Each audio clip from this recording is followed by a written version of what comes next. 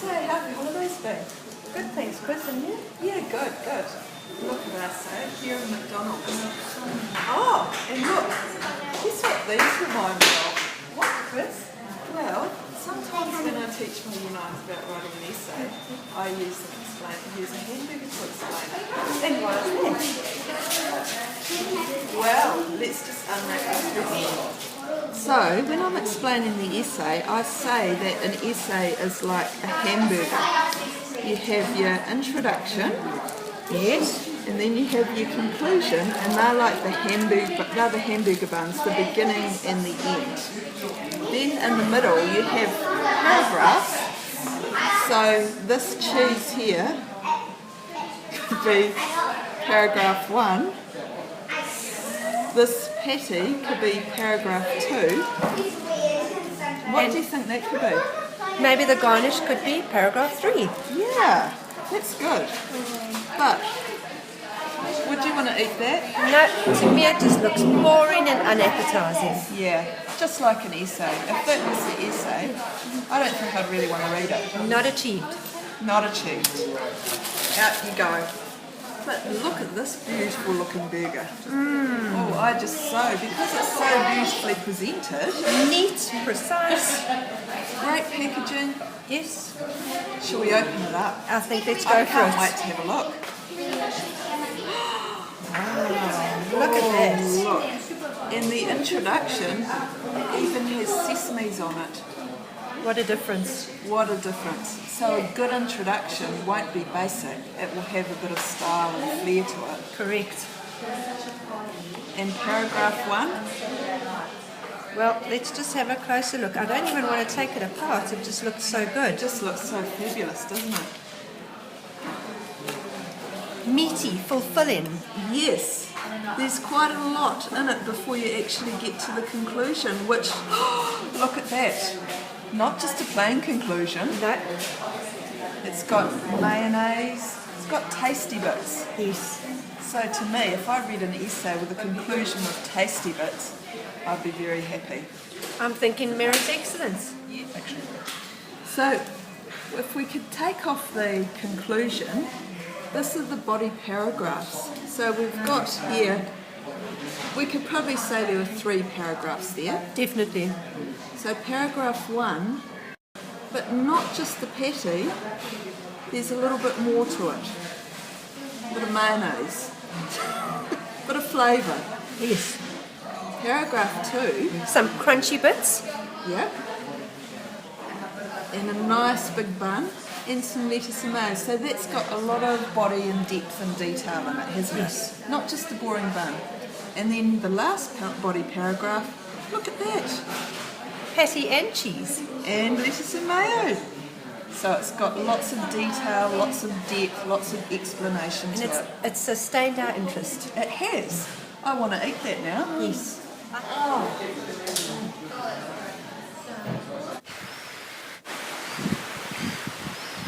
So the hamburger idea really shows the essay in total, with the buns holding everything together. Now, within the essay, we use a structure called PEAL. P-E-E-L. And each of those letters stands for a separate word. The PEAL structure is for the body paragraphs. P stands for point. The E's for example and explanation. They can go in any order. They don't have to be in that order. The L is for linking or link.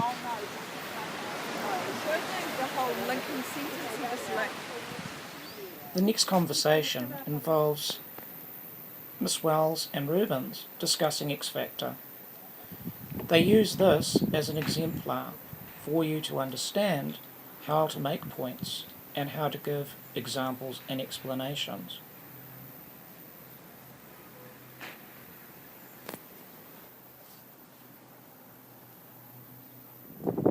Man, this summer's been weird, hasn't it? With the rain and stuff. But isn't today beautiful? Oh, yes. Oh, it's fun, isn't it? It is. But man, it really annoys me how there's so many people out there. They're so talented, and you know they just go on their programs, and some of them are good, and some of them are bad, and the judges make weird decisions. And then you know I reckon that I think one thing and they think another. And Chris, yeah. what's your point? Well, my point is that some people get knocked out when they shouldn't. Right, Chris, I know I've got your points, but can you give me an example? Sure. You know that woman Marina? She's the Pacific Island woman from New Zealand. She's an amazing singer. Like I reckon she's the best, and she's got knocked out. I know, but can you explain that more fully? Because I'm afraid I'm tone deaf, so what I think is good music isn't always good music. Oh, okay. Well, she has been in the music industry for quite a long time, and while she was in New Zealand, she was actually in a group with two other girls, and they did a couple of singles and actually did very well. But then she went away, and she's had 4 children, so she's been out of touch with the music business for quite a while. So, yeah, but now she's in this competition, clearly one of the best singers in there. But Natalie turned around and said to her, "There's nothing more I can teach you." But to me, as you said earlier, then, you know, if there was nothing more to teach her, why isn't she already successful? Now, can you give me an example of the type of song that she sang? Sure, she sang that song, "You Make Me Feel Like a Natural Woman" by Aretha Franklin. That's not actually enough. I'd need more of an explanation.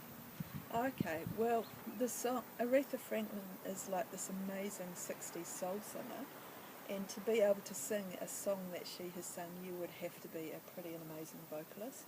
And Marina clearly is. She has great tone, her pitch is beautiful, she never sings out of tune at all, and she really connects with the audience, and just like Aretha used to, and you feel like you're experiencing the song as she is. That's why I'm really surprised that she's gone. To you because you make me feel so alive. You make me feel like a natural woman.